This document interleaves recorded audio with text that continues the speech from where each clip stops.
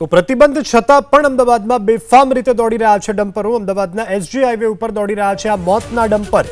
સવારે 7 થી રાત્રે 11 વાગ્યા સુધી ભારે વાહનો પર છે પ્રતિબંધ। શહેરી વિસ્તારમાં ભારે વાહનો પર પ્રતિબંધનો સરેઆમ ભંગ।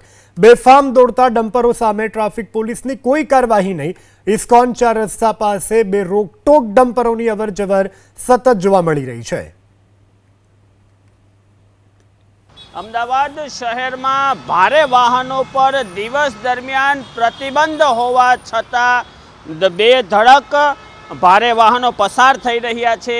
આપ આ સીધા દ્રશ્યો જોઈ રહ્યા છો ઇસ્કોન 4 રસ્તા ખાતે આ સેટેલાઇટ રોડ તરફથી જે ભારે વાહનો આવી રહ્યા છે તે સિગ્નલ પર ઊભા છે।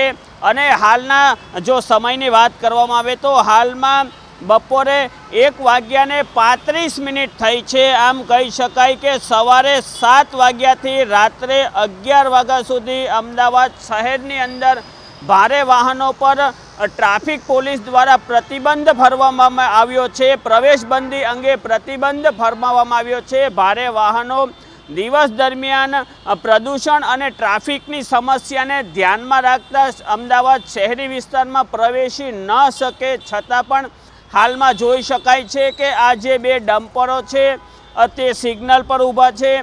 તેમની સામે જ ટ્રાફિક પોલીસના જે જવાનો છે તે પણ ઊભા છે, પરંતુ કોઈ પણ પ્રકારની કાર્યવાહી કરવામાં નથી આવતી।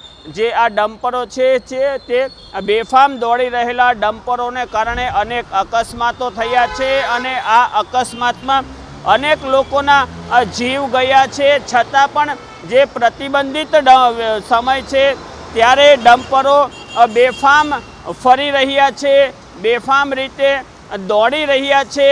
કેટલાક જે ડમ્પરો છે, ભારે વાહનો છે તે સરકારી કામોમાં અથવા તો સરકારી બાંધકામોમાં જે કામ કરી રહ્યા છે તેમને છૂટ આપવામાં આવી છે, પરંતુ મોટા ભાગના જે ભારે વાહનો છે તે બાંધકામ સાઇડો પર દોડી રહ્યા છે। અને આ બાંધકામ સાઇડો પર જે દોડી રહેલા જે ભારે વાહનો છે તેમાં અનેક ડ્રાઈવરો પાસે લાયસન્સ સહિતના જે જરૂરી ડોક્યુમેન્ટ તે પણ નથી હોતા। જોવું રહ્યું કે અમદાવાદ ટ્રાફિક પોલીસ દ્વારા આજે ભારે વાહનો પ્રતિબંધિત સમય દરમિયાન દોડી રહ્યા છે તેમની વિરુદ્ધ કેવી કાર્યવાહી કરવામાં આવે।